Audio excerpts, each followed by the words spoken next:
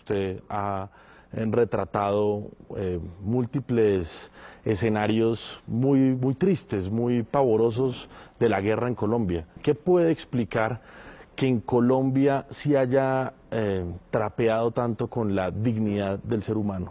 Yo creo que eso se lo debemos a la mezquindad con la que la clase política de Colombia ha tratado a su gente, y especialmente a la gente de las regiones y a los campesinos. Porque este es un país que todo lo ha estratificado. Este es un país clasista y es un país racista. Se nos olvida que esos que están allá en las montañas y en las veredas son los que producen el alimento, son los que conservan a veces los bosques, y esos mismos fueron los que pusieron los hijos para todos los ejércitos. Esos mismos fueron los que perdieron la tierra, fueron los que perdieron la vida, y por eso yo digo, fueron humillados y fueron ofendidos. En Colombia en los últimos 70 años han sido asesinados cerca de 600.000 colombianos. Las cifras son brutales, la sangría que ha tenido Colombia es brutal. ¿Por qué, a pesar de semejantes ríos de sangre, Colombia ha sido un país más bien anestesiado y no ha sentido los rigores de tanta violencia? Es que los que ponen los muertos, te decía, ahora son las mismas personas. Es que si los hijos de santos van al ejército, se vuelven portada de revistas, porque son muchachos que lucen muy bien. Hay hijos de otros presidentes que se vuelven negociantes, pero a la guerra jamás van a ir los hijos del poder. En este país se banalizó mucho la vida de las víctimas. Es que en este país los medios se especializaron fue en entrevistar comandantes. Comandantes del ejército, comandantes de guerrilla, después comandantes del paramilitarismo, alcaldes y gobernadores.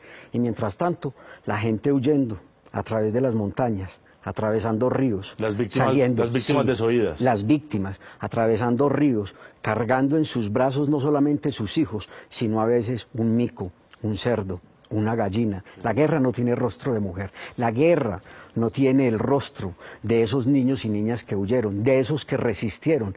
Y es a esos a los que yo aprendí a enfocar, a ver con mi ojo, a ver con mi corazón. Y esas fotografías mías son para decir, aquí hay un testimonio, yo vi, yo registré o yo documenté, yo estoy contando una historia. Después no digan que no supieron. ¿Cómo hacemos para reconciliarnos en un país tan, primero, lacerado por múltiples actores, pero además por una dirigencia política que se ha acostumbrado a atizar esos odios? Este es un país mayoritariamente católico. Soldados, policías, guerrilleros, paramilitares y los muchachos de las bandas, todos utilizan símbolos religiosos. Pero es que este es un país que no cumple no solamente el quinto mandamiento, el de no matarás, sino que es un país en el que se roba, porque no hemos entendido que la educación es parte de la decencia, y que más importante que la física y la matemática es la decencia y es la humanidad. Y cuando te planteo eso, es que no es solamente la clase política. Yo le tendría que decir a los obispos de este país, en Colombia, la misma iglesia no ha trabajado para cohesionarnos en la reconciliación, en el amor y en la paz. Estos días en la exposición fotográfica, una persona con mucha formación entró y empezó a mirar la exposición y se quedó perplejo, y le dijeron que yo era el fotógrafo, y se acerca y me dice, dígame, ¿todo esto es en Colombia o esto es de otros países en guerra? Y le dije, no, esto es solamente de Colombia, y es lo que yo apenas he visto. ¿Qué tiene que pasar en Colombia con las élites, con el poder, con los que toman las decisiones para que este país entienda no solo las cicatrices de la guerra para que no las volvamos a repetir, sino que salgamos de estos remolinos de violencia? Difícil uno con una clase, a veces, o con muchas personas de esa clase dirigente tan acomodada a ganarse la vida sentada y a robarse el presupuesto.